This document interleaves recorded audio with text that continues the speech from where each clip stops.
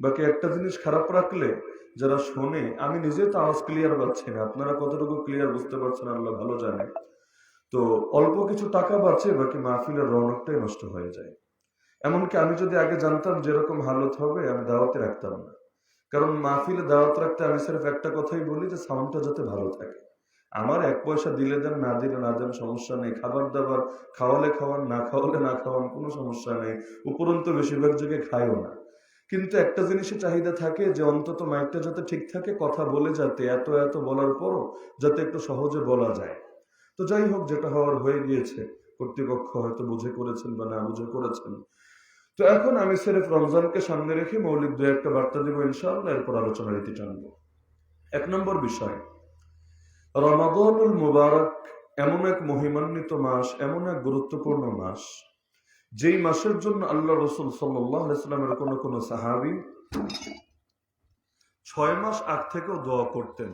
বিশুদ্ধ বর্ণনার মধ্যে আছে প্রায় 6 মাস আগ থেকে আল্লাহ তাআলার কাছে দোয়া শুরু করতেন যে আল্লাহ আমাদের হায়াতের মধ্যে বরকত দেন, আরেকটা রমজান পাওয়ার তৌফিক দেন, যাতে করে সেই রমজানের বরকত পেয়ে, রহমত পেয়ে, নাজাত পেয়ে আমরা ধন্য হতে পারি। তো সেই হিসাবে আমরা তো রমাদানের একেবারেই কাছাকাছি চলে এসেছি। আজকে হলো 2 তারিখ, খুব বেশি দিন বাকি নাই। তো আমাদেরও প্রত্যেকের দোয়া করা দরকার যে যাতে করে আল্লাহ তাআলা আমাদেরকে রমাদানটা পাওয়ার সৌভাগ্য দান করেন। পাশাপাশি প্রত্যেকের নিকট, এখানে যে যে স্তরের লোক আছেন, যে শ্রেণীর লোক আছেন, প্রত্যেকের নিকট বিনীত আহ্বান থাকবে, রমাদান আসার আগেই এক একটা রুটিন সাজাবেন, একটা প্ল্যান দাঁড় করাবেন, যাতে করে রমাদানুল মুবারকের একটা দিনও, প্রথম একটা ঘন্টাও যাতে হেলায় খেলায় নষ্ট না হয়ে যায়। বরং আখিরাতের পুঁজি গড়ার এই যে মাস, তাকওয়ার প্র্যাকটিসের এই যে মাস, কোরআন অবতীর্ণ হওয়ার এই যে মাস, এই মাসের প্রতিটা দিন এবং প্রতিটা রাতের প্রতিটা মুহূর্ত থেকে যাতে আমরা উপকৃত হতে পারি, এজন্য প্রত্যেকেই চেষ্টা করবেন। আর এটা একটা স্পষ্ট বিষয়, রুটিন করে যদি কাজ করা হয় সময়ে বরকত পাওয়া যায়। আর রুটিন ছাড়া এলোমেলো যদি কাজ করেন সময়ে বরকত পাবেন না। অনেক কিছু করার টার্গেট থাকবে, কিন্তু দেখবেন দেখতে দেখতে রমাদান শেষ হয়ে গেছে, বেশি কিছু করাই হয়নি। তো সুতরাং রমাদান আসার আগেই প্রত্যেকে এক একটা রমাদান প্ল্যানার বানিয়ে নেন যে আমি রমজানের মধ্যে এই এই কাজগুলো করব, দিনের বেলা এই কাজ, রাতের বেলা এই কাজ। যদি কেউ এভাবে টার্গেট করে কাজ করে, আল্লাহ তাআলা তার সময় এত বরকত দেওয়া দেন। ইমাম আযম ইমাম আবু হানিফা রাহমাতুল্লাহি আলাইহি, এখানে যারা আছেন অধিকাংশই নিজেদেরকে যার অনুসারী বলে পরিচয় দেবেন। সেই ইমাম আযম ইমাম আবু হানিফা রাহমাতুল্লাহি আলাইহির ব্যাপারে ইতিহাসে লেখা আছে, তিনি এক রমজান মাসে 61 খতম কোরআন পড়তেন। বলবেন 61 খতম কিভাবে? প্রতিদিন 1 খতম, প্রতি রাতে 1 খতম, আর তারাবিতে 1 খতম। বলবেন একদিনে 1 খতম কিভাবে পড়ে? আমার তো 1 খতম পড়তে 1 মাস লাগে। আর নিজের উপর অন্যকে অনুমান করলে এমনটা মনে হওয়া স্বাভাবিকই বটে। যেমন ইমাম যাহাবী রাহমাতুল্লাহি আলাইহি, হাদিস শাস্ত্রের প্রখ্যাত ইমাম, হাদিস শাস্ত্র নিয়ে পড়াশোনা আছে, কিন্তু ইমাম যাহাবী বা ইমাম ইবনে হাজারদের নাম শুনে নাই এমন লোক পাওয়ার কথা না। ইমাম যাহাবী বিশুদ্ধ সনদে ইমাম আবু হানিফা রাহিমাহুল্লাহর ব্যাপারে লিখেছেন যে তিনি লাগাতার 40 বছর পর্যন্ত এশার উযু দিয়ে ফজর পড়েছেন। আমাদের অনেক আধুনিক ভাইয়ের আপত্তি করে, আরে কিভাবে সম্ভব? এই সামান্য এই একটা মানুষ, আমি তো দেখা যাচ্ছে এককতেরটা দিয়ে আরেক ওক্ত মানে আসরেরটা দিয়ে মাগরিবি পড়তে পারি না, তিনি এশারটা দিয়ে ফজর পড়লেন কিভাবে? একদিনও কি 40 বছরে ঘুমান নাই? একদিনও কি স্ত্রীর হক আদায় করেন নাই? আরে ভাই, যদি বিষয়টা বিশুদ্ধ সনদে প্রমাণিত না হতো, শুধু ইমাম যাহাবী উল্লেখ করেছেন তা না, আরো বহু ইমাম বিশুদ্ধ সনদে এনেছেন। তো সনদ যদি বিশুদ্ধ হয়, সূত্র যদি বিশুদ্ধ হয়, সেটাকে অস্বীকার করার কোনো যুক্তি থাকে না। তো যখন বিশুদ্ধ সনদে বিষয়টা প্রমাণিত, অস্বীকার করবা কিসের ভিত্তিতে? হ্যাঁ, এখন তুমি যদি যুক্তি দাও এটা একটা দিনও কি ঘুমায় নাই, রাতের বেলা ঘুমানো কি শরীয়ত ফরজ করে দিয়েছে নাকি যেন রাতের বেলায় ঘুমাতে হবে, দিনের বেলা ঘুমানো যাবে না? আরে আমাদের উস্তাদ আবু তাহের মিসবাহ দামাত বারাকাতুহুল আলিয়া, তিনি তো নিজের ব্যাপারে নিজেই লিখেছেন এবং তার ছাত্ররাও সাক্ষ্য দেন যে বালেগ হওয়ার পর থেকে কখনো রাতে ঘুমান নেই, দিনে ঘুমান।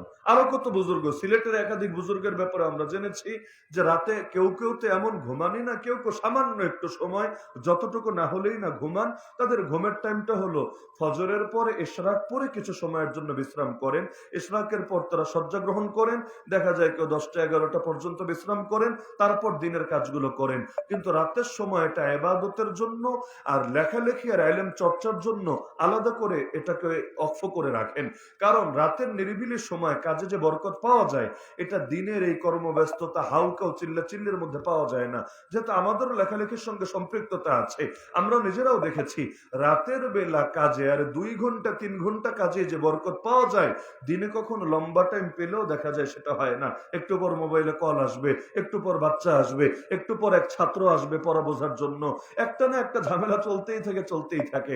কিন্তু রাতে দেখা যায় নীরবে নিভৃতে সময় কাটানো যায়। কেউ আবার চিন্তা করে, বুঝলাম রাতে ঘুমায় নাই, স্ত্রীর হক কি আদায় করে নাই? আরে আল্লাহ, স্ত্রীর হক আদায় করেছি করে নাই, এটা নিয়ে কি তোমার নতুন করে চিন্তিত হতে হবে? যার বউ তার খবর নাই, পাড়াপড়শের ঘুম নাই। এখন স্ত্রীর হক শুধু ওই টাইমটাই আদায় করতে হবে, আগে পরে কখনো করা যাবে না। এই কথাই বা দুনিয়ার কোন কিতাবের মধ্যে লেখা আছে? তো এরকম হাবি যাবি আপত্তি, অথচ সনদ বিশুদ্ধ। সনদ যদি অশুদ্ধ হয় তাহলে যুক্তি দিয়ে অস্বীকার করা যায়, সনদ বিশুদ্ধ হলে। আর যদি এটা একেবারে যুক্তির সঙ্গে সাংঘর্ষিক না হয়, তাহলে অস্বীকার করা কোন যুক্তিতে বা কোন ক্যাটাগরিতে পড়ে? তো তিনি 61 খতম কোরআন দিতেন কিভাবে? দিনে 1 খতম, রাতে 1 খতম। তো যদি 30টা রোজা হয়, তাহলে 30 দিনে 30 খতম, 30 রাতে 30 খতম, 30 + 30 60। আর তারাবিতে নর্মাল 1 খতম, মোট 61 খতম। বলবেন একদিনে 1 খতম দেয় কিভাবে? হাফেজে কোরআন যারা, এখানেও আছেন অনেকে, ওই দারুল উলুম ছাতক মাদ্রাসায় গেলেও পেয়ে যাওয়ার কথা। হাফেজ সাহেবরা 1 ঘন্টায় 3 পারা, কেউ 3 পারার অধিকও পড়তে পারে। সাধারণত একেবারে ঠান্ডা মাথায় পড়লো 20 মিনিটে 20 পৃষ্ঠা, এক পারায় হাফেজি কোরআনে 20 পৃষ্ঠা থাকে সাধারণত। তো 20 মিনিটে 20 পৃষ্ঠা অনায়াসে পড়া যায়। আর যাদের পড়ার গতি আরেকটু বেশি বেশি মানে ওই 4G 5G না, রকেটের গতি না যে কিছুই বোঝা যায় না, বরঞ্চ স্বাভাবিকভাবে বুঝিয়েই দেখা যায় এটা 1 ঘন্টার মধ্যে তারা 3 পারারও কিছু বেশি, 3.25 পারা 3.5 পারার মতো পড়তে পারেন। তো 3 পারাও যদি ধরি, তাহলে 1 খতম দিতে কত লাগবে? 10 ঘন্টা লাগবে। তো এখন 10 ঘন্টা দিনে লাগলো, 10 ঘন্টা রাতে লাগলো, বাকি থাকলো 4 ঘন্টা। তো রমাদানের মধ্যে বাকি আর জরুরত গুলো কি? জরুরত হলো খাওয়া দাওয়ার টাইম তো কম, দুপুর বেলার খাওয়া নাই, অন্য টাইমের খাওয়ার ঝামেলা নাই। আর থাকলো হলো অন্যান্য কিছু কাজ, যেমন গোসল আছে, বিভিন্ন ব্যক্তিগত জরুরত আছে, সামান্য কিছু সময় ঘুম আছে। আর সালাফে সালেহিনের হাজার সালাফের বুজুর্গের ব্যাপারে এমন পাওয়া যায় রমাদানে তারা ঘুমটাকেও নিয়ন্ত্রণ করতেন। কারণ 3টা লাইনে তাদের মেহনত বেশি হতো। এক হলো খাবার নিয়ন্ত্রণ করা। কেমন নিয়ন্ত্রণ করা? আল্লাহ রাসূল সাল্লাল্লাহু আলাইহি ওয়াসাল্লাম বলেন, আদমের সন্তানের জন্য যথেষ্ট জাস্ট কয়েকটা লুকমা, ইউকিমনা সুলবাহু, যেই লুকমাগুলো তার মেরুদণ্ডকে সোজা রাখবে। যদি কোনো আদম সন্তান এতটুকু খাবার পায়, এটাই বিরাট ব্যাপার, এটাই তার জন্য যথেষ্ট। কারো যদি এতে না হয়, তাহলে তার জন্য সর্বোচ্চ পরিমাণ, রাসূল বলে দিচ্ছেন, তার জন্য সর্বোচ্চ পরিমাণ হলো সে তার পেটকে 3 ভাগ করবে, করার পরে ফাসুলুসুন লিতাআমিহি ওয়া সুলুসুন লিশারাবিহি ওয়া সুলুসুন লিনাফাসিহি, 1 ভাগ ভরবে শুকনো খাবার দিয়ে, 1 ভাগ ভরবে পানি দিয়ে, আর 1 ভাগ খালি রাখবে নীরবে নিভৃতে সুন্দরভাবে স্বাভাবিকভাবে শ্বাস প্রশ্বাস করার জন্য। তার মানে এর চাইতে বেশি খাওয়া এটা কখনো প্রকৃত আদম সন্তানের শান হবে না। তাহলে খাবার দাবারের পেছনে কতটুকুই বা সময় লাগে? আমরা যখন ফতোয়া বিভাগের ছাত্র ছিলাম মার্কাজুদ দাওয়ায়, ওই সময় আমাদের হালতটাই ছিল এমন যে সাধারণত পুরো বছরের মধ্যে 2-4 দিন ব্যতিক্রম হতে পারে, কখনো এমন হয় নাই যে খাবার খেতে 5 মিনিটের বেশি সময় লেগেছে। আমাদের সিস্টেমটা থাকতো এমন যে আমরা পড়তে থাকতাম, যারা খেদমতের দায়িত্ব নিয়োজিত তারা এসে দস্তরখান বিছিয়ে দিত। সেই দস্তরখানের উপরে প্লেটের মধ্যে প্লেটও রেডি, বড় প্লেট, একসাথে 4 জন বসে, 5 জন বসে। কখনো আমাদের উস্তাদ মাওলানা আব্দুল মালিক হাফিজাহুল্লাহ বা অন্যান্য উস্তাদরা মাঝে মধ্যে এসে বসতেন, সব রেডি, আমরা কিন্তু পড়াই আছি, বলবে বিসমিল্লাহ ওয়া আলা বারাকাতিল্লাহ, সবাই যাবে, একসাথে বসে ব্যাস খাবার শুরু। তো খাবারও রেডি, পানিও রেডি, খালি মুখের মধ্যে গিলবো। আর মাদ্রাসার খাবার কেমন এটা তো আপনাদের জানাই আছে, নতুন করে বলা লাগবে না। তো ওই ডাইল, ওই তরকারি, ওই ভাত, এটা খেতে বেশি সময় লাগে না। খাবার শেষ, হাতটা ধুয়ে এসে আবার পড়তে বসা অথবা নামাজে চলে যাওয়া। এখন বলবেন নামাজে তো টাইম যায়, সারাদিনে 5 ওয়াক্ত নামাজে এতটুকু টাইম চলে গেল, এটা তেলাওয়াত থেকে তো মাইনাস হলো না? মাইনাস হয় নাই, কারণ নামাজে দাঁড়িয়ে কি করে? নামাজে দাঁড়িয়ে রুকু সেজদা ছাড়া বাকি টাইমগুলো তো তেলাওয়াতই করে। নামাজে রুকু সেজদায় কতক্ষণ যায় আর তেলাওয়াতে কতক্ষণ যায়? কেউ যদি বাস্তবে পরিপূর্ণভাবে ঠিকঠাক উত্তম নামাজ আদায় করতে চায়, তাকে বেশি সময় কেরাতেই দিতে হয়। ইমামদের মধ্যে অধিকাংশ ইমামের মত হলো ওই নামাজ সর্বোত্তম যেই নামাজের কিয়াম লম্বা, সেজদা লম্বা না, কি লম্বা? কিয়াম লম্বা। কিয়াম মানে হলো দাঁড়িয়ে থাকা। এখন নামাজের মধ্যে কি ফাও দাঁড়িয়ে থাকা যায় না? তেলাওয়াত করে করে দাঁড়িয়ে থাকতে হয়। ফাও তো কেউ দাঁড়ায় থাকে না, যেমনি দাঁড়ায় মশা মারছে, মাছি মারছে, এমন তো হয় না। তো এই যে নামাজে দাঁড়িয়ে আছে তেলাওয়াতের জন্য, তাহলে এটাও তো তেলাওয়াতের মধ্যে কাউন্ট হচ্ছে। আর হাফিজে কোরআন যারা, তারাও কি আমাদের মতো খালি ইন্না আতাইনার কুল হুয়াল্লা দিয়ে কাম সারবে? এমন তো না, বরং এর মধ্যেও তাদের খতমের কাজ জারি থাকবে। তো একজন মানুষ যদি চায়, এটা মোটেও কোনো জটিল ব্যাপার না। তো দেখা যাচ্ছে রুটিন করে কাজ করেছেন, সময় বরকত পেয়েছেন। কিন্তু আমি আপনি বহুত লোক এমন আছি, সারা বছর দূরের কথা, পুরো রমজানেও এক খতম দেওয়ার তৌফিক হয় না। অথচ এই কোরআন মাজিদ কেউ যদি না বুঝেও পড়ে, বুঝে পড়লে তো আছেই, কেউ যদি না বুঝেও পড়ে, তাহলেও প্রতিটা অক্ষরে রব্বুল আলামিন তার 10টা করে নেকি দিতে থাকে। এমনকি যে আমি বললাম নামাজে সেজদা লম্বা করার চাইতে লম্বা কিয়াম করলে তুলুল কুনুতের দাম বেশি হয়। কেন? কারণ সেজদায় গিয়ে কি করবেন? সুবহান রাব্বিয়াল আলা, সুবহান রাব্বিয়াল আলা পড়বেন, আর দাঁড়িয়ে থেকে কি করবেন? আল্লাহর কালাম তেলাওয়াত করবেন। আরে দুনিয়ার সকলে একমত, সব জিকির পরে আল্লাহর কালাম হলো সবার উপরে। আল্লাহর কালামের চাইতে দামি কোনো জিকির হয় না। লা ইলাহা ইল্লাল্লাহ বলেন, সুবহানাল্লাহ বলেন, সুবহান রাব্বিয়াল আযীম, সুবহান রাব্বিয়াল আলাই বলেন, আলহামদুলিল্লাহ বলেন, আল্লাহু আকবার বলেন। সব জিকিরের দাম কম কালামে পাকের তেলাওয়াতের চাইতে। আফজালুল যিকরি তিলাওয়াতুল কোরআন, সর্বশ্রেষ্ঠ জিকির হলো কোরআনের তেলাওয়াত। তো এই রমাদানুল মুবারককে সামনে রেখে প্রত্যেকে কোরআনের মেহনত করার উদ্যোগ নেওয়া উচিত নাকি উচিত না? আল্লাহ নবী সাল্লাল্লাহু আলাইহি ওয়াসাল্লামের ব্যাপারে বুখারীতে হাদিস আছে, জিবরিল আমিনের সাথে তিনি রমাদানে কোরআনের দাওর করতেন। দাওর করা বুঝেন? নবী পড়তেন, জিবরিল শুনতেন, জিবরিল পড়তেন, নবী শুনতেন। বলবেন পুরো কোরআন তো নাজিল হয়েছে 23 বছর জুড়ে, তাহলে জিবরিল আমিনের সাথে রমাদানে পুরো কোরআনের দাওর করতেন কিভাবে? এর ব্যাখ্যা মুহাদ্দিসিনে কেরাম দিয়েছেন যে আল্লাহ তাআলা এই রমাদানুল মুবারকের মধ্যে আল্লাহ রাসূলের দিলের মধ্যে পুরোটা ঢেলে দিতেন, তিনি পুরোটার তেলাওয়াত করতেন। কিন্তু রমাদান শেষ হওয়ার পর ঠিক ততটুকুই মনে থাকতো যতটুকু এই পর্যন্ত নাজিল করা আল্লাহর মানসা ছিল, বাকিটা আবার ধীরে ধীরে তাকে দেওয়া হতো। এই ব্যাখ্যা অনেকে দিয়েছেন। তো এটা এক দলের ব্যাখ্যা। আর এক দলের ব্যাখ্যা হলো না, যতটুকু এসেছে ততটুকুই পড়েছেন, কিন্তু তার একটা আমল ছিল এটা, তিনি জিবরিল আমিনকে শোনাতেন, জিবরিল আমিন তাকে শোনাতেন। এমনকি নবী অন্যদেরকেও বলতেন তুমি পড়ো আমি শুনবো। যেমন একদিন সাহাবী উবাই বিন কাব রাদিয়াল্লাহু আনহুকে রাসূল বলেন, হে উবাই তুমি কোরআন পড়ো, আমি তোমার মুখ থেকে কোরআন শুনবো। উবাই বিন কাব বলে, ইয়া রাসূলুল্লাহ কি বলেন, আমাকে লজ্জা দিচ্ছেন? কোরআন নাজিল হয়েছে আপনার উপর, আমরা কোরআন শিখেছি আপনার জবান থেকে তেলাওয়াত শুনে শুনে, তা আমার কি এত বড় হিম্মত হয়েছে, বুকের পাটা হয়েছে, আমি আপনার সামনে কোরআন তেলাওয়াত করবো, আপনাকে কোরআন শোনাবো? যার দ্বারা যে জিনিসটা পায় তার সামনে সেটা দেখাতে লজ্জা হওয়া স্বাভাবিক ব্যাপার। তো তিনি বললেন যে আমি কিভাবে এটা করি রাসূল, কোরআন তো নাজিল হয়েছে আপনার উপর। আল্লাহ রাসূল সাল্লাল্লাহু আলাইহি ওয়াসাল্লাম বললেন, ও ভাই নিজের থেকে তো বলছি না, হাকাদা আমারানি রাব্বি, আমার রব আমাকে আদেশ করেছেন। উবাই বিন কাব অবাক হয়ে বলেন, ইয়া রাসূলুল্লাহ কি বলছেন? আওয়া সাম্মানি রাব্বি, আমার রবকে আমার নাম নিয়েছেন? তিনি বলেন, হ্যাঁ উবাই, রব আমাকে তোমার নাম নিয়ে জানিয়েছেন, আমি যাতে বলি তুমি পড়বা আর আমি তোমার জবান থেকে কালামে পাকের তেলাওয়াত শুনবো। উবাই বিন কাব রাদিয়াল্লাহু আনহু এটা শুনে কাঁদতে কাঁদতে দাড়ি ভিজিয়ে ফেললেন। তিনি এই খুশিটাই আটকে রাখতে পারছিলেন না। আল্লাহ আমার মতো পাপী বান্দার নাম নিয়েছেন এবং এই মর্মে নবীকে আদেশ করেছেন।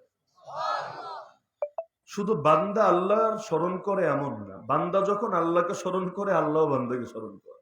এই যে প্রত্যেক জুম্মায় আপনার খুতবায় শোনেন না, ফাযকুরুনি, এটা সবার মুখস্থ হয়ে গেছে। ফাযকুরুনি আযকুরকুম ওয়াশকুরুলি ওয়ালা তাকফুরুন। অর্থ কি? ফাযকুরুনি মানে বান্দা তোরা আমার জিকির কর, আযকুরকুম মানে আমি তোদের জিকির করব।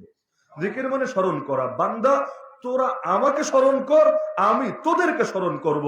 সেই হাদিসে কুদসির মধ্যে আছে, আল্লাহ বলেন আনা ইনদা যান্নি আবদি বি, আমার ব্যাপারে বান্দা যেমন ধারণা পোষণ করে তার সঙ্গে আমি তেমন আচরণ করে থাকি। ওয়া আনা মাহু ইযা যাকারানি, আর সে যখনই আমার জিকির করে আমি তার সাথে থাকি। ফা ইন যাকারানি ফি নাফসিহি যাকারতুহু ফি নাফসি, সে যদি মনে মনে আমাকে স্মরণ করে আমিও একান্তে তাকে স্মরণ করি। ওয়া ইন যাকারানি ফি মালাইন, আর সে যদি মজলিসের মধ্যে মানুষের মধ্যে আমাকে স্মরণ করে, যেমন আমরা আল্লাহকে স্মরণ করছি এখানে সকলে বসে, তাহলে আল্লাহ বলেন যাকারতুহু ফি মালাইন খায়রিম মিনহুম, তাদের চাইতে দামি মজলিসে আমি ওই বান্দাকে স্মরণ করি।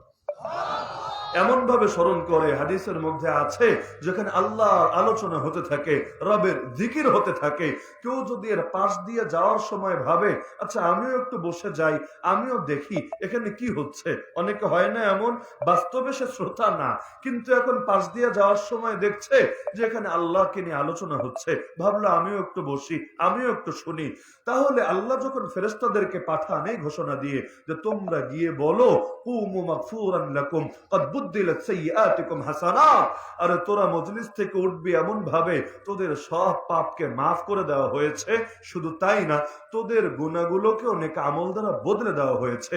তখন ফেরেশতারা কৌতূহল প্রকাশ করে আল্লাহর কাছে, আল্লাহ এই যে ক্ষমার ঘোষণা জানাতে বলছেন, এখানে অমুক আর তমুক আর তমুক তো মূলত তাদের অন্তর্ভুক্ত না, যাওয়ার পথে একটু উকি দেওয়ার জন্য একটু কৌতূহল বশত এখানে বসেছে, তাদেরকেও কি ক্ষমার ঘোষণা শোনাবো নাকি তাদেরকে মাইনাস করে অন্যদেরকে ক্ষমার ঘোষণা শোনাবো?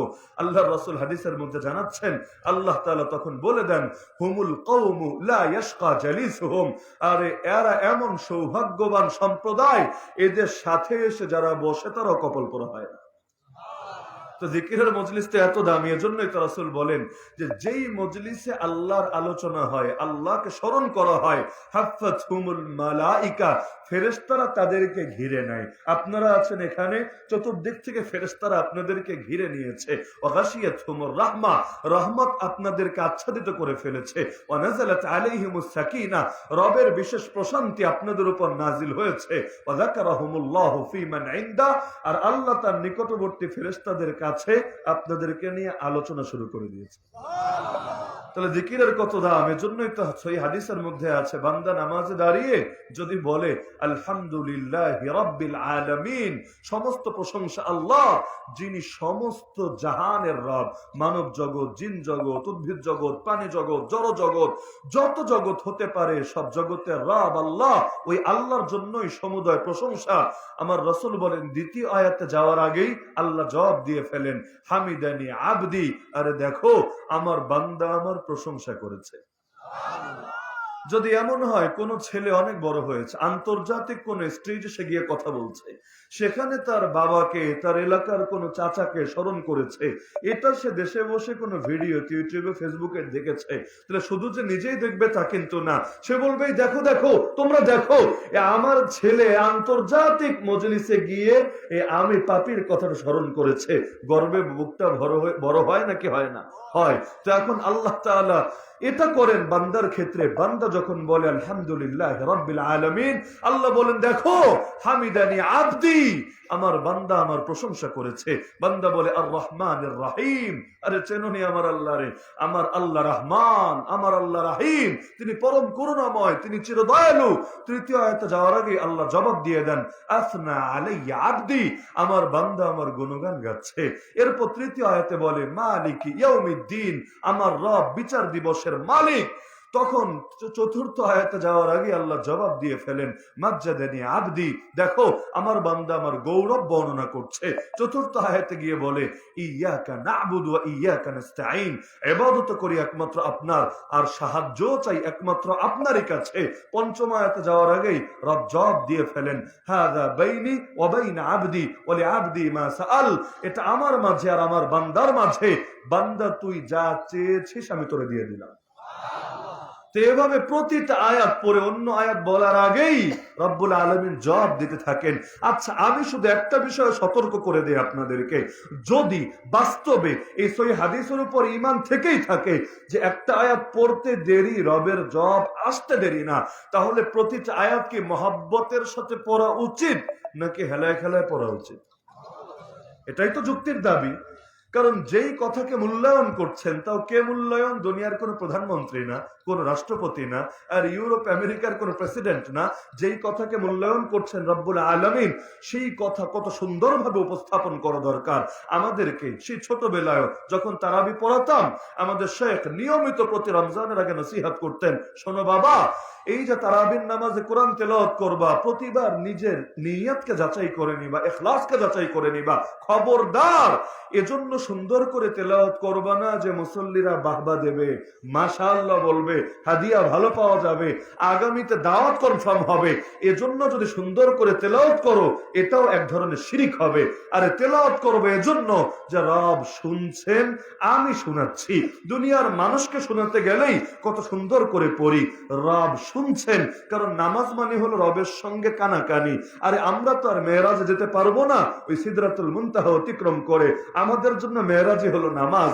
নামাজে দাঁড়াতে দেরি, রবের নিকটে পৌঁছতে দেরি না। আর সিজদায় যখন লুটিয়ে পড়ে, তখন বান্দা রবের সবচাইতে নিকটে পৌঁছে যায়। এটা হাদিসের ঘোষণা, আকরাবু মা ইয়াকুনুল আবদু মির রাব্বিহি ওয়া হুয়া সাজিদ। যার কারণে নফল নামাজে সিজদায় গিয়ে দোয়া করা যায়।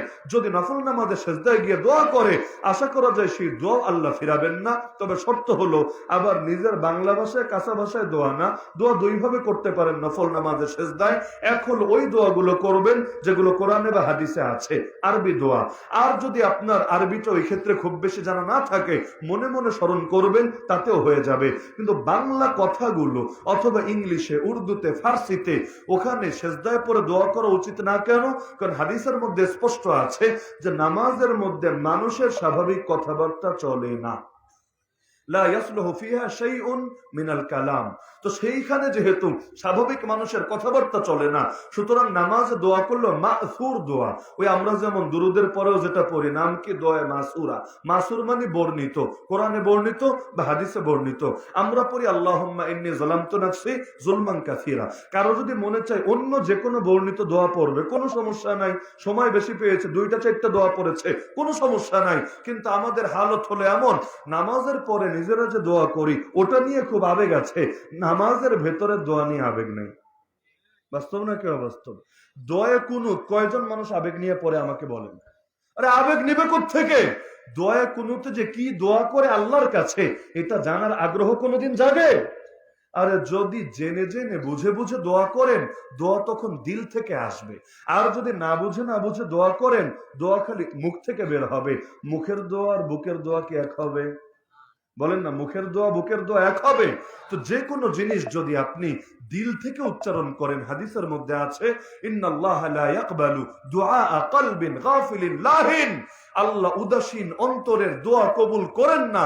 বড় অবাক লাগে, যেই সূরাগুলো নিয়মিত নামাজে তেলাওয়াত হয়, যেমন সূরা ফাতিহা, কোরআন মাজিদের শেষ 10 সূরা, আবার সুবহান রাব্বিয়াল আযীম, সুবহান রাব্বিয়াল আলা, দুরূদ, দোয়া মাসুরা, তাহিয়াতু, এগুলোর অর্থ মর্ম যদি বুঝতে চাই, কয় বছর সময় লাগে আমাকে বলেন? 2-4 বছর তো লাগেই, 10-20 বছর তো লাগেই, 2-4 মাস তো লাগেই। আর ইচ্ছা থাকলে তো 1 সপ্তাহ লাগে না। খালি মূল মর্ম শব্দে শব্দে বাদ দেন, যে না শব্দে শব্দে জানার মতো অত টাইম আমার নাই। মূল ভাবটা যদি শিখে নিতে চান, একজন আলেমের সোহবতে এসে যে হুজুর সূরা ফাতিহা মূলত কি বলি আল্লাহর কাছে, আমাকে একটু শিখিয়ে দেন না, যাতে করে আবেগের সাথে বলতে পারি, দিল থেকে বলতে পারি, এই নিয়তে যদি আসেন, জীবনের বড় লস হয়ে যাবে, তাই না? কি লস হবে নাকি? না হলে দেখেন, এই যে সারা দিন নামাজ দাঁড়িয়ে বলেন ইহদিনাস সিরাতাল মুস্তাকিম সিরাতাল্লাযীনা আন'আমতা আলাইহিম গায়রিল মাগদুবি আলাইহিম ওয়ালাদ-দাল্লিন, আমিন। এই যে দোয়া করলাম, জীবনের সবচাইতে দামি দোয়া, এই দোয়ার মধ্যে যে কি বলেছি এটাই তো অধিকাংশ মানুষ বোঝে না। যার কারণে নামাজে দাঁড়িয়ে দোয়া করে আল্লাহ সিরাতে মুস্তাকিমের পথে চালান, নবী, সিদ্দিক, শহীদ আর নেককারদের পথে চালান। আর মসজিদ থেকে বের হয়ে ইবলিসের পথে চলে, শয়তানের পথে চলে, দুনিয়ার কাফের মুশরিকদের দেখানো পথে চলে, তখন তার ভেতরে আবেগটাই কাজ করে না। এটাকে সে নামাজের সাথে সাংঘর্ষিক মনে করে না। করবে কিভাবে? একটু আগে যে কি বলে এসেছে ওইটাই তো বোঝে না। আমি এটা বলছি না যে পুরো কোরআন একবারে বোঝেন, বোঝার জন্য আজকে থেকে 10 দিনের মধ্যেই সব শেষ করেন না, এটা হলে তো আলহামদুলিল্লাহ। কিন্তু যেটা ডেইলি ডেইলি ডেইলি ডেইলি পড়া হয়, এতটুকু বুঝতে কি লাগে? শুধু ইচ্ছা থাকলেই চলে, কিন্তু অতটুকু ইচ্ছা আমরা করি না। এটাই বাস্তব কিনা? একটা উদাহরণ দেই, আপনাদের এলাকায় আছে কিনা আমি জানি না, ছাতকে যেহেতু আমার যাতায়াত কম। বাংলাদেশে বহু এলাকা এমন আছে, জানাজার নামাজ শেষ হতে দেরি, ইমামকে বলতে দেরি না, হুজুর দোয়া করেন। আছে? কতকে আছে? থাকলে তো আপনাদের উপরে চলে এসেছে হুকুম। এই যে বলল জানাজা শেষ হওয়ার পরে হুজুর দোয়া করেন, এখন সবচাইতে বড় প্রশ্ন কি আসবে জানেন? এতক্ষণ কি করলাম? জানাজার নামাজ এটা স্বাভাবিক নামাজ না। যদি স্বাভাবিক নামাজ হয় তাহলে আপনার সেজদা কই, আপনার রুকু কই, আপনার বৈঠক কই, এমনকি আপনার ইন্না আতাইনা সূরা, কুল হুয়াল্লাহ সূরা, আয়াতুল কুরসি সূরা কই? কিছুই তো নাই। জানাজার নামাজে কি করি আমরা? প্রথম তাকবীর দিয়ে সানা পড়ি। সানা মানে কি জানেন না? সানা মানে কি? প্রশংসা। কার প্রশংসা? বউয়ের। কার প্রশংসা? আল্লাহ। দ্বিতীয় তাকবীরের পরে কি পড়ি? কিছু পড়েন না আপনারা? দুরূদ শরীফ পড়ি। তো এই যে দ্বিতীয় তাকবীরে আমরা দুরূদ শরীফ পড়ি, এর পরে কার শানে? মুহাম্মদুর রাসূলুল্লাহ সাল্লাল্লাহু আলাইহি ওয়াসাল্লামের শানে। তৃতীয় তাকবীরের পরে কি পড়ি? দোয়া পড়ি, আল্লাহুম্মা ইগফির লিহাইয়িনা ওয়া মাইয়িতিনা। মূল বিষয়ই হলো এই দোয়া। এখন দোয়া কবুল হওয়ার ক্ষেত্রে সবচাইতে বড় সহায়ক হলো কোন দোয়া করার আগে যদি নবীর শানে দুরূদ পড়ে নেন আর রবের শানে প্রশংসা করে নেন, আশা করা যায় রব্বুল আলামিন সেই দোয়াকে ফিরাবেন না। তো জানাজার নামাজের মূল বিষয় কি? মূল বিষয় কি? দোয়া। তাহলে আগের দুই তাকবীরের পর দোয়া না করে সানা কেন পড়লাম, দুরূদ কেন পড়লাম? সির্ফ এজন্য যাতে করে দোয়াটা আমার রবের কাছে কবুল হয়। আমাদের পাপের কারণে, আমাদের গুনাহের কারণে দোয়াটা যাতে প্রত্যাখ্যাত না হয়। এরপর চতুর্থ তাকবীর দেই, তাকবীরের দ্বারাও তো রবের গুণগানই হয়, রবের প্রশংসাই হয়। তারপর কিন্তু আর কিছু পড়ি না, আমরা দুই পাশে সালাম ফিরিয়ে দেই। ফেরান না আপনারা? অনেকে আবার সালাম ফিরাতে গিয়ে আজিব এক তামাশা করে, একদিকে সালাম ফিরে এক হাত ছাড়ে আর একদিকে সালাম ফিরে আর এক হাত ছাড়ে। এটা কই পেয়েছেন রে ভাই? দুই পাশে সালাম ফিরিয়ে তারপর হাত ছাড়বেন, না হলে আধা আধি, পরে আবার আধা আধি। কোত্থেকে যে আবিষ্কার হয়েছে আল্লাহ ভালো জানে। অনেক কিছু বাংলাদেশে চলে যেগুলো শরীয়তে কোনো ভিত্তি নাই। এই যে রমজান আসছে, 4 রাকাত তারাবির পর পর বসে দেখবেন নিজেরা একটা দোয়া বলতে শুরু করেছে। কি দোয়া? سبحان ذي الملك والملكوت سبحان ذي العزة والعظمة والهيبة والقدرة والكبرياء والجبروت سبحان ذي الملك الحي الذي لا ينام ولا يموت سبوح قدوس أبدا أبدا ربنا رب الملائكة والروح। পুরোটা শোনায় দিলাম এজন্য যাতে আবার বলতে না পারেন যে হুজুর পারে না তাই মনে হয় বিরুদ্ধে বলে। না, পারি। ওই বাচ্চাকালে মুখস্থ করেছি, ওই সময় খুব আবেগ নিয়ে পড়েছি, আর আমার পড়তে মজাই লাগতো। এই যে জাবারুত, এই যে সুব্বুহুন, এই শব্দগুলো বলতে আমার উচ্চারণে একটু সুন্দর লাগতো।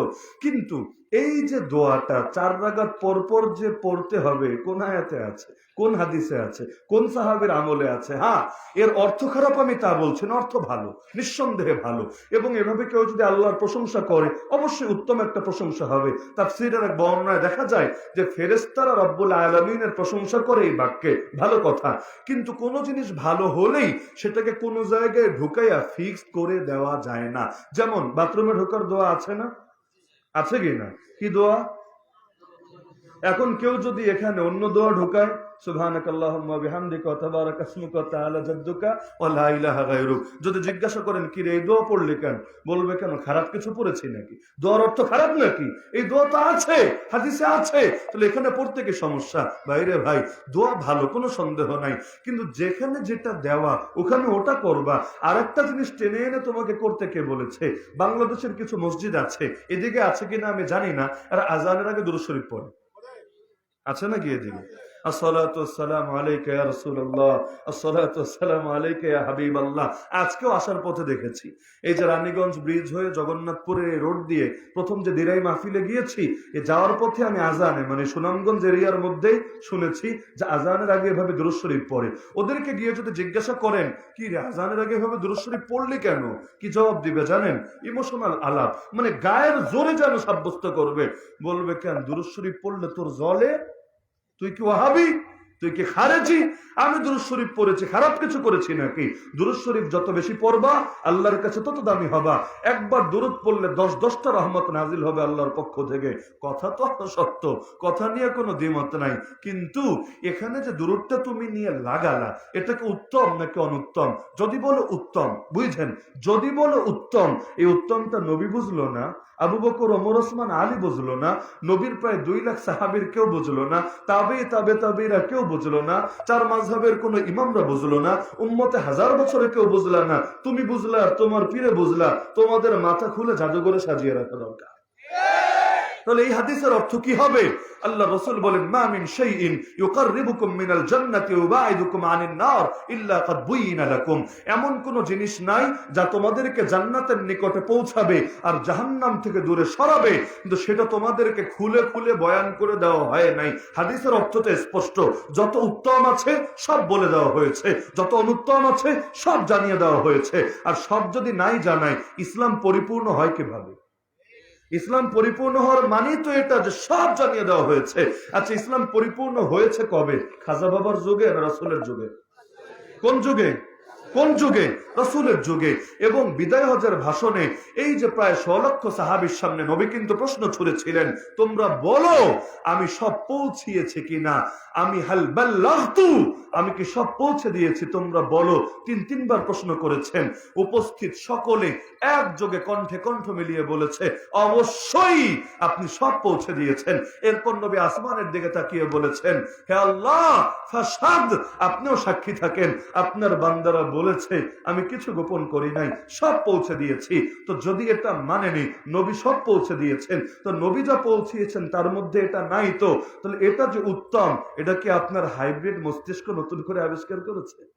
দ্বিতীয় কথা হলো, শুধু কি দুরূদ শরীফ উত্তম, কোরআন তেলাওয়াত উত্তম না, জিকির আজকার উত্তম না, নাকি এগুলো খারাপ জিনিস? তাহলে আপনি আসসালাতু ওয়াসসালামু আলাইকা ইয়া রাসূলুল্লাহ পড়েন, পাশের মসজিদে যদি এখন তারা আয়াতুল কুরসি পড়া শুরু করে, এর পাশের মসজিদে যদি সূরা হাসরের শেষ 3 আয়াত পড়া শুরু করে, তার পাশের মসজিদে যদি কুল হুয়াল্লাহ সূরা 3 বার পড়া শুরু করে, এর পাশের মসজিদে যদি ইয়াসিন শরীফ পড়া শুরু করে, তার পাশের মসজিদে যদি লা ইলাহা ইল্লাল্লাহ 1000 বারের জিকির এটা শুরু করে, এর পাশের মসজিদে যদি সুবহানাল্লাহ আলহামদুলিল্লাহ আল্লাহু আকবারের তাসবিহ শুরু করে, অবস্থাটা কি হবে? আরে মুসলমান তো মুসলমান, হিন্দু খ্রিস্টান বৌদ্ধরাও পেরেশান হবে। হায় রে, কোন মাইনকা চিবায় পড়লাম, কোন দেশে আসলাম, এখানে দেখে আজানদারও শেষ করে ছেড়েছে। তখন এক এক মসজিদে এক এক রকম আজান হবে না? এমনকি কেউ যদি বেশি আবেগী হয় সে বলবে এক একজন এক একটা পড়ছে, আমি তাহলে ফুল প্যাকেজ পড়ি, একেবারে আলহামদুলিল্লাহ আলিফ থেকে মিনাল জিন্নাতি ওয়ান নাসে সিন পর্যন্ত, আর জন্ম থেকে এই পর্যন্ত যত দোয়া দুরূদ জিকির আজকার শিখেছি সব পড়ি, এরপরে আজান দেই। তো পড়তে পড়তেই তো দিন ফুরাবে, আজানটা আর কখন দিবে? তো কোনো জিনিস উত্তম হলেই ওটাকে নিয়ে এক জায়গায় ফিট করে দিতে হবে, এই কথা তোমাকে কে বলেছে? ইসলামে আমাদের নিজেদের থেকে আবিষ্কারের কিছু নাই। না হলে আহলে সুন্নাত ওয়াল জামাত এই নামের কোনো অর্থ নাই। আহলে সুন্নাত ওয়াল জামাত মানে আমরা সুন্নাতে, মানে আল্লাহ রাসূলের আদর্শে যা পেয়েছি আর সাহাবীদের আদর্শে যা পেয়েছি, ব্যাস সেটাই শুধু ধরে রাখি। নামের অর্থ তো এটাই। এখন যদি আমাকে আবিষ্কার করতে হয়, তাহলে আহলে সুন্নাত ওয়াল জামাত এই নামের অর্থ কি? আহলে সুন্নাত ওয়াল জামাত মানে কি আবিষ্কারক না অনুসারী? বলেন না, অর্থ কি? অনুসারী। এজন্যই নবী বলেছেন, মান আহদাসা ফি আমরিনা হাযা মা লাইসা মিনহু ফাহুয়া রাদ্দুন। বুখারীর হাদিস, আম্মা জান আয়েশা রাদিয়াল্লাহু আনহা থেকে বর্ণিত, যে ব্যক্তি আমাদের এই ইসলামে এমন কোন বিষয় উদ্ভাবন করবে যেটা তার অংশ ছিল না, সেটাকে লাল কার্ড দেখানো হবে, গ্রহণযোগ্য হবে না, প্রত্যাখ্যাত হবে। তা আজান, এই যে জানাজার নামাজের পরে নবী আলাদা করে দোয়া করেছেন লাশ কবরে রাখার আগে, যদি না করেন আপনি কেন করছেন? জানাজাটা তো পরেই হলো দোয়ার জন্য, এটা ওই রকম স্বাভাবিক নামাজ না। জানাজার মূল বিষয় দোয়া। বলবেন তাহলে সলাতুল জানাজা কেন বলি?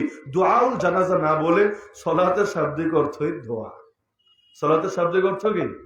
একই সলাত, কিন্তু শব্দের অর্থ এক এক জায়গায় এক একটা হয়। যেমন দুরুদ, এটা আরবি শব্দ না, দুরুদের আরবিও হলো সালাত। সাল্লু আলান নবী, নবীর শানে সালাত পড়ো মানে দুরুদ পড়ো। এজন্য আসসালাতু ওয়াসসালামু আলাইকা বলি না, এই যে আমরা বলি বা যারা বলে আর কি, এই যে আসসালাতু ওয়াসসালামু আলাইকা মানে কি? নবী তোমার উপরে নামাজ পড়ি, অর্থ এটা না। তোমার শানে কি পড়ি? সাল্লাল্লাহু আলাইহি ওয়াসাল্লাম। আল্লাহ সালাত পড়ুক নবীর নামে এবং সালাম পড়ুক, এর মানে কি আল্লাহ নামাজ পড়ুক নবীর উপরে? নাউযুবিল্লাহ। বরং এখানে সলাতের অর্থ ভিন্ন। তো সলাতের এক অর্থ দোয়া, এক অর্থ দুরুদ, এক অর্থ রহমত নাজিল করা, আর এক অর্থ হলো নামাজ পড়া। তো কোন জায়গায় কোন অর্থ হবে এটা তো বুঝতে হবে। যেমন ভালোবাসা, আমরা মাকেও ভালোবাসি, বোনকেও ভালোবাসি, স্ত্রীকেও ভালোবাসি, আলেম ওলামাকেও ভালোবাসি, আল্লাহকেও ভালোবাসি, রাসূলকেও ভালোবাসি, শব্দ কিন্তু একটা। কিন্তু মায়ের জন্য যে ভালোবাসা সেটা বউয়ের জন্য না, কারণ মায়ের ভালোবাসা বউরে দিলে সংসার থাকবে না। আবার বউয়ের জন্য যে ভালোবাসা ওটা আবার অন্য কারোর জন্য না, না হলে মায়ের একটাও মাটিতে পড়বে না, ধর্ষণ মামলায় জেলে যাওয়া লাগবে। আবার আল্লাহর জন্য যে ভালোবাসা ওটা রাসূলের জন্য না, আল্লাহর ভালোবাসা রাসূলকে দিলে শিরিক হবে। আবার রাসূলের জন্য যে ভালোবাসা ওটা আল্লাহকে দিলে আল্লাহর সামনে কমতি হবে। শব্দ একটা, কিন্তু এক এক জায়গায় অর্থ হয় এক একটা। অনেকে এগুলো না বুঝলে তালগোল পাকিয়ে ফেলে, যেমন মেয়ারে হক নিয়ে তালগোল পাকিয়ে ফেলে। আমরা বলি সাহাবায়ে কেরামও মেয়ারে হক, একমাত্র না, সাহাবায়ে কেরামও হকের মাপকাঠি, আল্লাহর রাসূলও সত্যের মাপকাঠি, আল্লাহর কোরআনও সত্যের মাপকাঠি। অনেকে বলে দেখো দেখো সাহাবীকে মিলিয়ে ফেলেছে নবীর সাথে, ঈমান কি আর থাকে নাকি, কাফের হয়ে গিয়েছে। অদ্ভুত ব্যাপার, দিনে যে কয়বার কাফের বানায় লোকে আমাদেরকে, চিন্তার বিষয়। কয়দিন আগে এক সকৃত নোমান নামের এক বিকৃত মনা লেখক সে বলে বসলো, বাংলা কথার মধ্যে যারা আরবি বলে ওরা খোদাদ্রোহী। বাংলা কথার মধ্যে আরবি বলে মানে কি, উদাহরণ দিয়েছে সুবহানাল্লাহ, মাশাআল্লাহ, জাযাকাল্লাহ, আসসালামু আলাইকুম ওয়া রাহমাতুল্লাহ। এগুলো যারা বলে এরা খোদাদ্রোহী। খোদাদ্রোহী তো আর মুসলমান থাকে না, কাফের হয়। কেন খোদাদ্রোহী? কারণ সব ভাষা আল্লাহ সৃষ্টি, আল্লাহর নিদর্শন। এখন এক ভাষার মধ্যে আরেক ভাষা ঢুকানোর মানে হলো যে এই ভাষাটা প্রথম ভাষাটাকে হেয় করেছে, অবজ্ঞা করেছে, খাটো করেছে। আর আল্লাহর নিদর্শনকে যে খাটো করে ও আবার মুসলমান থাকে কিভাবে? তাহলে দেখা যাচ্ছে আমরা যারা কথায় কথায় আরবি শব্দ বলি আমরা কাফের হয়ে গিয়েছি। আরবি বলে না কে? যেমন ধরেন কলম, শোনেন না জীবনে শব্দটা? কলম নামে তো কোরআনে সূরাও আছে, 29 নম্বর পারার দ্বিতীয় সূরার নাম হলো কলম। একইভাবে কোরআনের যে 5 আয়াত নাজিল হয়েছে প্রথমে, ওখানেও কলমের কথা আছে না? আল্লামা বিল কলম, যিনি শিক্ষা দিয়েছেন কলমের দ্বারা। এই কলমের বাংলা কি? চিন্তা করেন, আগামী 1 বছর চিন্তা করেন, ডিকশনারি দেখেন, কলমের বাংলা যদি বলেন তাও লোকে বুঝবে না। কলম বাংলা শব্দ না, শব্দটাই আরবি, কিন্তু এখন আরবিটাই যেন হয়ে গেছে বাংলা। এর বাংলা খুঁজে খুঁজে বের করে বললে লোকে বুঝবেই না। এমনকি ফতোয়াটা যে ভদ্রলোকে দিয়েছে, ভদ্রলোক বলি বা অভদ্রলোক বলি, দুজন দিয়েছে এই ফতোয়া। একজন হলো ওপারে তসলিমা নাসরিন আর এপারে সকৃত নোমান। এই নোমান কি বাংলা শব্দ? সকৃত এটা বাংলা বুঝলাম, কিন্তু নোমান কি বাংলা শব্দ? কি শব্দ? আরবি শব্দ। ইমাম আবু হানিফার নাম হলো নওমান, নওমান বিন সাবিত আল কুফি। তাহলে তার নামের কারণে সেও তো কাফের হয়ে যাবে। একইভাবে শহীদ মিনার 21 তারিখে সম্ভবত এই ফতোয়া দিয়েছে, ফেব্রুয়ারির 21, সেই বাংলা ভাষার চেতনা পালনের দিন। তো এই যে শহীদ মিনার, শহীদ কোন ভাষার শব্দ, মিনার কোন ভাষার শব্দ? তো শহীদ মিনারে গিয়ে পুষ্পস্তবক অর্পণ না করলে খাঁটি বাঙালি হতে পারবে না। তো যেই নামটা রাখলো ওই নামটাই তো বাঙালি নাম হলো না। শহীদ তো নিরেট ধর্মীয় শব্দ, এটা কোনো সেকুলার শব্দ না, এটা কোনো ওই ট্রান্সজেন্ডারের মতো ট্রান্স ধর্মীয় কোনো শব্দ না, বরং নিরাট ধর্মীয় শব্দ, এটা ইসলামের শব্দ। কিন্তু এখন মজার বিষয়, জিহাদ ভাল লাগে না, বাকি শহীদ শব্দটা আবার ছাড়তে পারে না। জিহাদ মুজাহিদ শব্দ শুনলে চুলকাতে চুলকাতে গা থেকে পড়লে রক্ত বের করে ফেলে, তবে শহীদ আর শাহাদাত শব্দ বলে খুব মজা পায়। দেখবেন কখনো এমন হয় যে ইন্ডিয়া পাকিস্তানের বর্ডারে বা ইন্ডিয়া চায়নার বর্ডারে বিএসএফ এর সঙ্গে ওই সমস্ত দেশের বর্ডার গার্ড যারা আছে লড়াই হয়েছে, লড়াইয়ে মনে করেন 10 জন 20 জন বিএসএফ পটল তুলে ফেলেছে। পটল তোলা ওই অর্থে আর কি, পটল তোলার পরে পত্রিকায় রিপোর্ট লিখবে যে 10 জন বিএসএফ জওয়ান শহীদ হয়েছে। নাম কি? অমুক ভট্টাচার্য, তমুক কুমার, তমুক শ্রী শ্রী ইত্যাদি লিখে শহীদ হয়েছে। কি মজার জিনিস! শহীদ শব্দটা এত মজা লাগে তোমাদের কাছে, তো ইসলামরা না দেখতে পারো না, ইসলামের শব্দ নিয়ে এত টান কেন? তো নিলে তাহলে অন্যগুলোও নেও, খাঁটি মুসলমান হয়ে যাও, তাহলেই হলো। কিন্তু শহীদ শব্দটা নেয় নাকি নেয় না? তো শহীদ কোন ভাষার শব্দ? আরবি না? আরে আরবি কিনা? তাহলে শহীদ শব্দ যারা বলে, শহীদদের জন্য দোয়া করে, ওরা বা মুসলমান থাকে কিভাবে? কি প্রশ্ন আসবে নাকি আসবে না? তো ফতোয়া যে কখন কোন দিকে যায় বলা মুশকিল। আজকাল কথা বলাও মুশকিল হয়ে দাঁড়িয়েছে, কথায় কথায় কাফের কাফের কাফের, কাফেরের নিচে কোনো কথাই নাই, এমন এক জামানে এসে পড়েছি। তো এখন যারা মেয়ারে হক শব্দ নিয়ে বা সত্যের মাপকাঠি শব্দ নিয়ে আপত্তি করে, এখানেও তো ঘুরে ফিরে সেই কথাটাই আসে যে সাহাবী আর নবীরা যদি সমান বানাই, যে সাহাবীকেও বললাম সত্যের মাপকাঠি, নবীকেও বললাম সত্যের মাপকাঠি, তাহলে তুমিও কাফের হবা। কেন জানো?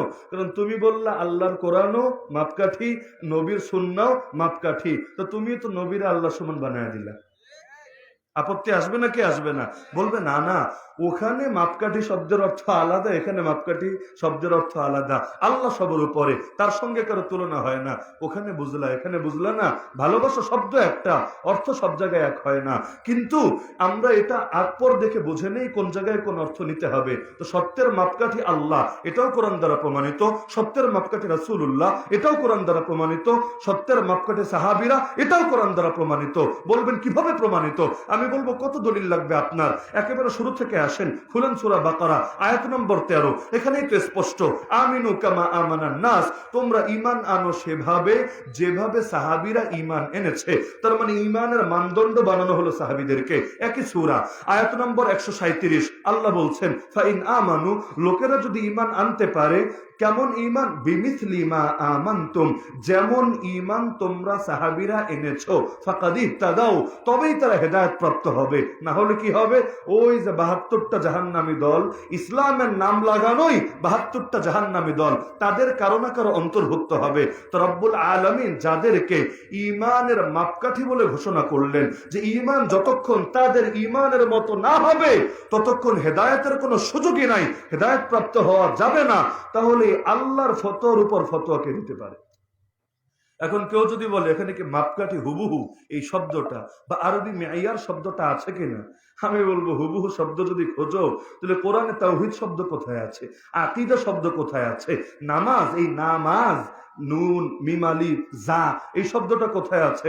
বলবেন না, ওই যে সলাত আছে না, ওই সলাতের মধ্যেই নামাজ লুকিয়ে আছে। কুল হুয়াল্লাহু আহাদ, ওই আহাদ আছে না, আহাদের মধ্যেই তাওহীদ লুকিয়ে আছে।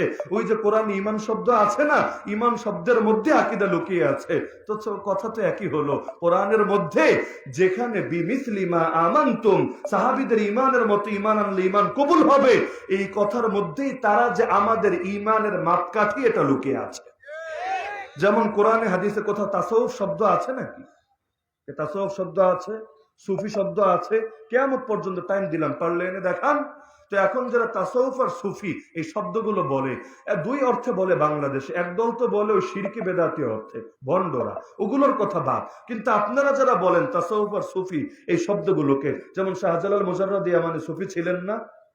শাহপরান সুফি ছিলেন না? ছিলেন। তো এই আপনারা যারা তাসাউফ আর সুফি বলেন, কোরআনে কোন আয়াতে আছে দেখান, কোন হাদিসে আছে দেখান। বলবেন না হুজুর, কোরআনে যে তাজকিয়া শব্দ আছে না, ওই তাজকিয়া বলতে যা বোঝায় আমরা তাসাউফ বলতে তাই বোঝাচ্ছি। হাদিসের মধ্যে ইহসান আর সুলুক বলতে যা আছে ওটাকেই আমরা তাসাউফ শব্দ দিয়ে বোঝাচ্ছি। তো কথা তো এটাই। নাম কি এটা বিষয় না, বরং হাকিকত কি এটা বোঝানো বিষয়। আল্লাহ শব্দ কোরআনে আছে, খোদা শব্দ কোন আয়াতে আছে? আছে নাকি? প্রভু, প্রভু এই শব্দটা কোন হাদিসে আছে? প্রতিপালক এই শব্দটা কোন হাদিসে আছে? নাই তো। তো এখন কেউ যদি এগুলো বলে, কাফের হয়ে যাবে, গোমরা হয়ে যাবে। যদি বলে খোদার উপর ঈমান এনেছে, আল্লাহ না বলে, তাকে মুসলমান বলা যাবে না? অবশ্যই যাবে। তো শব্দ কই আছে?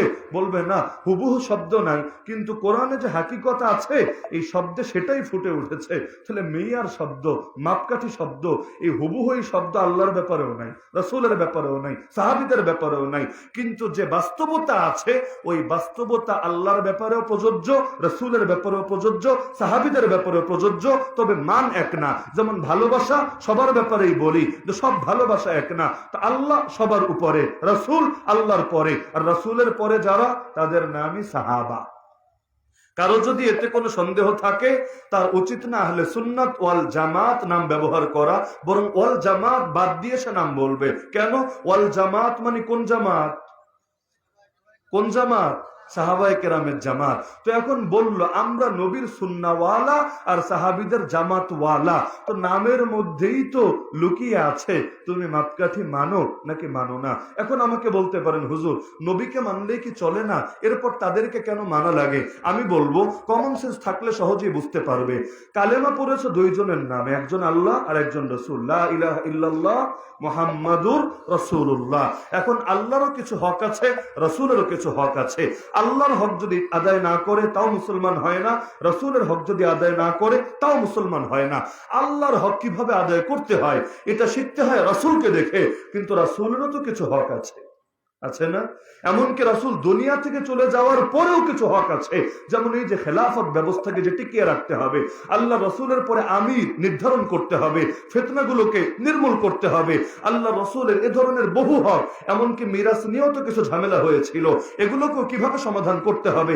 এমনকি আল্লাহ রাসূল সাল্লাল্লাহু আলাইহি ওয়াসাল্লামের ওফাতের পর তাকে রওজায়ে আতহারে রাখার আগে সাহাবীদের মধ্যে মাইরের পরিস্থিতি পর্যন্ত তৈরি হয়েছে। তারা এই শপথ পর্যন্ত নিয়েছে যুদ্ধ করে ফেলবে। কেন? কারণ নেতা কে হবে? আনসারদের থেকে কেউ হবে না মুহাজিরদের থেকে কে হবে? এ নিয়ে বিতর্ক হয়েছে নাকি হয় নাই? হয়েছে। কিভাবে সমাধান হয়েছে? আবু বকর রাদিয়াল্লাহু আনহু নবীর হাদিস শুনিয়ে দিলেন, আল-আইম্মাতু মিন কুরাইশ, খলিফা হবে কুরাইশ থেকে। ব্যাস, আর কোনো ইখতিলাফ থাকলো না। আনসারীরা বলল, ঠিক আছে, আমরা আমাদের দাবি ঐক্য করে নিলাম, আমরা আপনাকে খলিফা হিসেবে মেনে নিলাম। তো এই যে আল্লাহ রাসূলের প্রতিটা হক কিভাবে আদায় করতে হয়, এটাও তো শেখার দরকার আছে। কিভাবে শিখবেন? কার থেকে শিখবেন? ওই মাইজ ভান্ডার দেখে শিখবেন? দেওয়ানবাগি দেখে শিখবেন? আটরশি দেখে শিখবেন? দরবারে জাহাঙ্গীরিয়া দেখে শিখবেন? তো কেমনে শিখবেন যে নবীর হক কিভাবে আদায় করতে হয়?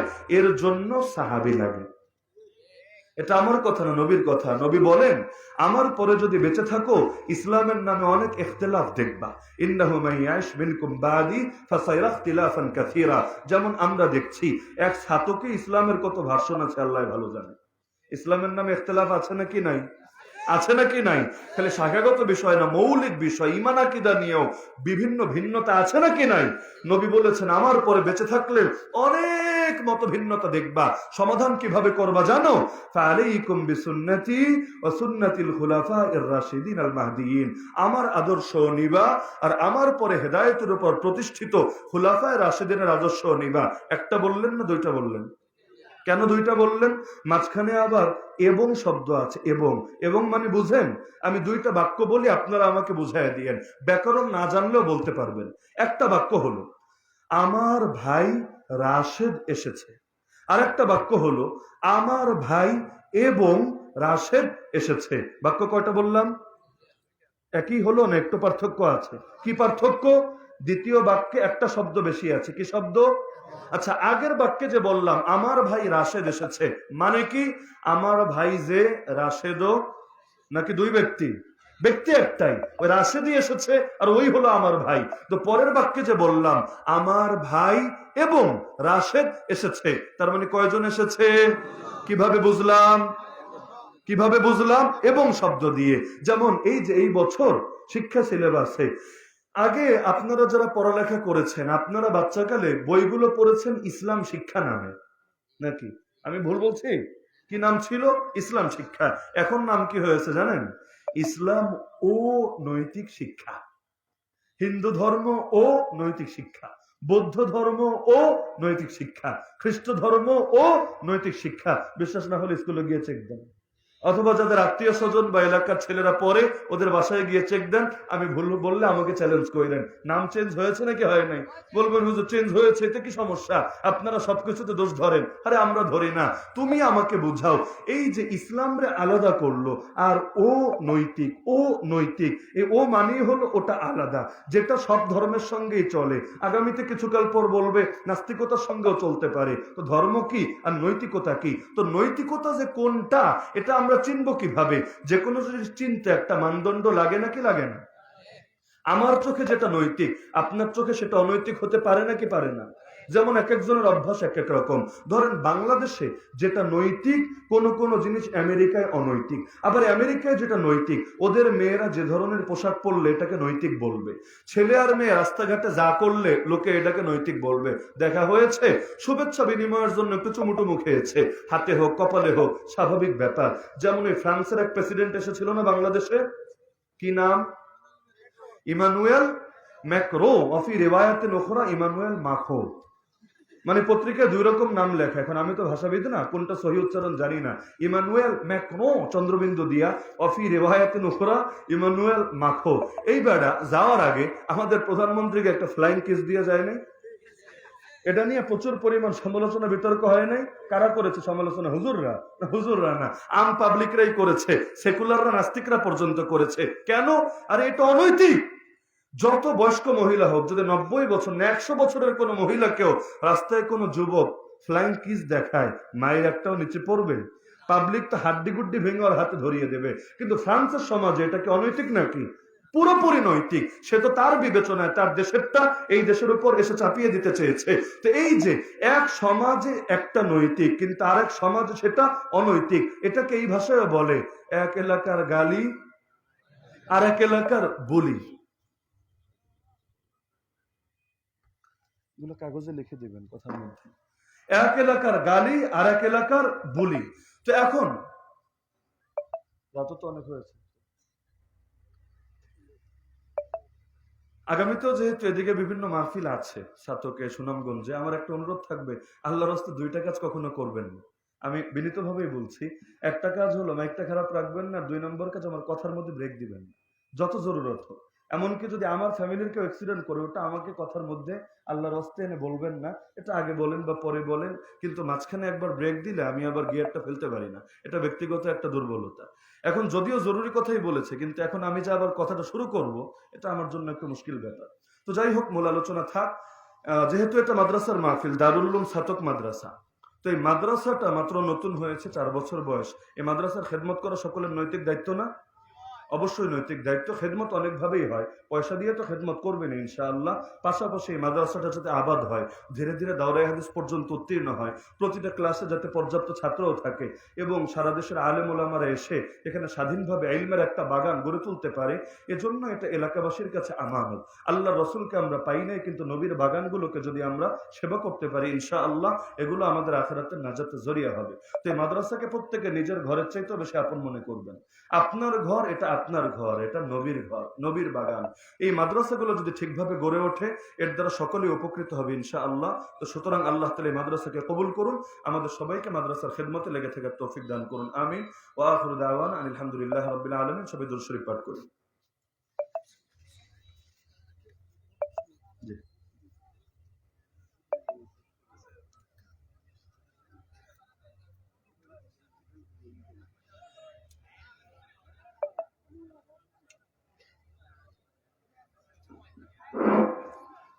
আলহামদুলিল্লাহ, আল্লাহ রাব্বুল আলামিনের অসংখ্য গণিত শুকরিয়া।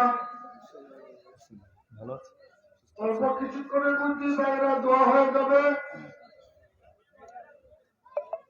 আপনাদের ছাত্র দারুল উলুম মাদ্রাসার বাৎসরিক রিপোর্ট আপনাদেরকে শোনানো হচ্ছে। বিসমিল্লাহির রহমানির রহিম। নাহমাদুহু ওয়া নুসাল্লি আলা রাসূলিহিল কারীম। আম্মা বা'দ। অর্থ 3/1/2024 ইংরেজি মোতাবেক 19/9/1430 বাংলা রোজ বুধবার দারুল উলুম ছাত্রকের যাবতীয় হিসাবপত্র অডিট করার সুযোগ পেয়ে পরম করুণাময় আল্লাহ তাআলার শুকরিয়া জ্ঞাপন করছি। অত্র প্রতিষ্ঠানের যাবতীয় আয় 210টি রসিদের মাধ্যমে ও ব্যয় 211টি পাউচারের মাধ্যমে অতি সূক্ষ্ম দৃষ্টিতে তদন্ত করে হিসাব নির্ভুল ও সুন্দর পেয়ে জনাব মুহতামিম সাহেব ও সংশ্লিষ্ট সবাইকে জানাই আন্তরিক মোবারকবাদ। সন 2023 ইংরেজি জানুয়ারি মাস হইতে 2023 ইংরেজি ডিসেম্বর মাস পর্যন্ত আয় ব্যয়ের হিসাব নিম্নরূপ দেওয়া হইল। সর্বমোট আয় 17,85,498, সর্বমোট ব্যয় 17,82,298, এবার তহবিল 3,200 টাকা। পরিশেষে দেশবাসী ও মাদ্রাসার সাথে সম্পৃক্ত সকল ব্যবসায়ী ও ধর্মপ্রাণ সকল মুসলমান ভাই বোনদের ইহপরকালীন কল্যাণ এবং ছাত্র খাদিমুল ইসলাম পরিষদ ও ছাত্র উলামা ঐক্য পরিষদের কাঙ্ক্ষিত প্রত্যাশা কামনা করে কাজ সম্পাদন করিলাম মনসুর আহমদ, অডিটর, আজাদ দিনের তারিখ বাংলাদেশ। সম্মানিত উপস্থিতি, আলহামদুলিল্লাহ ওইখানে আজ আমরা ওই জায়গায় আমাদের মেসেজ মধ্যে দিয়ে রাখলে ওটা আগে দেখো বান্দার কল ওলামায়ে কেরামের স্নেহ ছিল। এটা ধরতে পারে না হযরতুল মেসেজ আল্লাহ দিয়ে রাখলে হোয়াটসঅ্যাপে হযরত এটা মৌলানা আলী হাসান মুসলমান সাহেবকে পেয়ে আমরা সবাই গর্বিত। আমি আপনাদের সবার কাছে অনুরোধ করব, এই প্রতিষ্ঠান আপনাদের সবার সহযোগিতায় 2020 সাল থেকে শুরু হয়েছে। আলহামদুলিল্লাহ সুম্মা আলহামদুলিল্লাহ প্রতিষ্ঠান সুন্দরভাবে চলছে এবং ঈদ শাখা থেকে প্রত্যেক বছর আলহামদুলিল্লাহ হাফিজে কেরামরা বাহির হচ্ছেন। তাই আপনাদের সবার কাছে অনুরোধ, আপনারা সবাই সময় দেখা করে আপনাদের জান-মাল দিয়ে এই প্রতিষ্ঠানকে আগামী বা আগানোর জন্য আপনারা সহযোগিতা করবেন।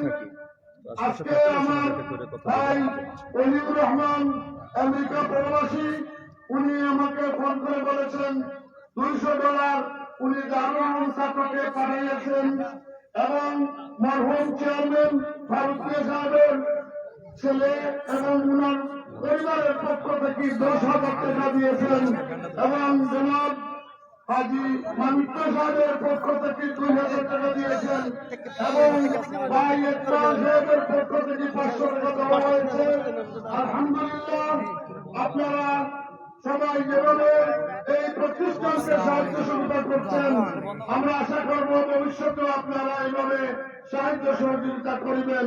পরিশেষে আপনাদের সবাই মঙ্গল কামনা করে আজকের মতো এখানেই সমাপ্তি।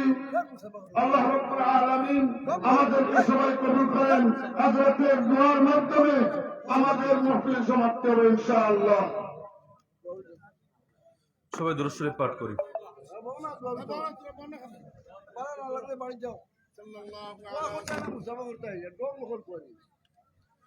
الحمد لله رب العالمين والصلاة والسلام على سيد المرسلين وعلى آله وأصحابه أجمعين يا رب العالمين يا أرحم الراحمين يا أحكم الحاكمين يا الله দারুল উলুম ছাত্রদের আজকের এই মাহফিলকে আপনি কবুল করে নেন।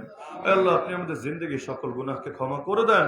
আয় আল্লাহ জেনে না জেনে, বুঝে না বুঝে, প্রকাশ্য প্রকাশ্যে, সগীরা কবিরা আপনার কাছে সকল গুনাহ থেকে ক্ষমা ভিক্ষা চাচ্ছি। মেহেরবানি করে জিন্দেগির সকল গুনাহকে আপনি ক্ষমা করে দেন। আয় আল্লাহ আমাদের মা বাবা, আপনজন, আত্মীয় স্বজন যারা দুনিয়া থেকে চলে গিয়েছেন, কবরে শায়িত আছেন, প্রত্যেকের কবরে আযাবকে মাফ করে দেন। প্রত্যেকের কবরকে জান্নাতুল ফেরদাউসের বাগান বানিয়ে দেন। আয় আল্লাহ আমাদের যে মুরব্বীরা কবরের মধ্যে শায়িত আছেন, আয় আল্লাহ তাদের প্রত্যেককে আপনি মাফ করে দেন। যারা এখনো জিন্দা আছেন তাদেরকে নেক হায়াত দান করেন। আয় আল্লাহ আমাদের মধ্যে যারা অসুস্থ সবাইকে শেফায়ে কামেল আজল দান করেন। যারা ঋণগ্রস্ত সবাইকে ঋণ পরিশোধের তৌফিক দান করেন। সকলের হালাল রুজি রোজগারে বরকত দান করেন। হারাম থেকে বিরত থাকার তৌফিক দান করেন। আয় আল্লাহ আমাদের কারাবন্দী উলামায়ে কেরামের অতি সত্তর মুক্তির ব্যবস্থা করেন। আয় আল্লাহ সারা দুনিয়ার মজলুম মুসলমানদেরকে হেফাজত করেন। আয় আল্লাহ জালেমদের বিজদাতকে আপনি ভেঙে দেন। আয় আল্লাহ আমাদের সবাইকে হারামিন শরীফাইনে জিয়ারত নসিব করেন। আয় আল্লাহ আপনার হাবিবের রওজার সামনে দাঁড়িয়ে সালাত এবং সালাম পেশ করার তৌফিক দান করেন। আয় আল্লাহ আপনি মাদ্রাসাকে কবুল করে নেন। মাদ্রাসার যাবতীয় প্রয়োজন গায়বী খাজানা থেকে পূরণ করে দেন। এই মাদ্রাসার দিকে আপনার বান্দাদের দিলকে ঝুঁকায় দেন। এই মাদ্রাসার প্রতিটা তালিবুল ইলমকে যুগশ্রেষ্ঠ হাক্কানি রব্বানি হাফেজ আলিম মুবাল্লিগ মুজাহিদ দাঈ হিসেবে কবুল করে নেন। আয় আল্লাহ যারা দান সদকা করেছে প্রত্যেকের দান সদকাকে কবুল করে নেন। আয় আল্লাহ তাদের দিলের নেক মাকসাদকে পূরণ করে নেন। আয় আল্লাহ জিন্দা মুর্দা সবাইকে মাফ করে দেন। আসমানি জমিনি সমস্ত বালা মুসিবত থেকে হেফাজত ফরমান। আয় আল্লাহ ঈমান নিয়ে দুনিয়া থেকে যাওয়ার তৌফিক দান করেন। আয় আল্লাহ আমাদের সবার কবরগুলোকে প্রশস্ত আর আলোকিত করে দিয়েন। আয় আল্লাহ কিয়ামতের দিন ডান হাতে আমলনামা দিয়েন, মিজানে নেকের পাল্লা ভারী করে দিয়েন, আরশে আজিমের নিচে একটুখানি ছায়ার ব্যবস্থা করে দিয়েন, পুল সিরাতের পোল বিজলির গতিতে পার হওয়ার তৌফিক দিয়েন। আয় আল্লাহ আগামীতে আরো বৃহৎ পরিসরে আরো সুশৃঙ্খল ভাবে এই মাহফিলের আয়োজন সম্পন্ন করার তৌফিক দান করেন। সাল্লাল্লাহু তাআলা আলা খাইরি খালকিহি মুহাম্মাদি ওয়া আলা আলিহি ওয়া আসহাবিহি আজমাইন ওয়ারহামনা মাআহুম বিরহমাতিকা ইয়া আরহামার রাহিমিন।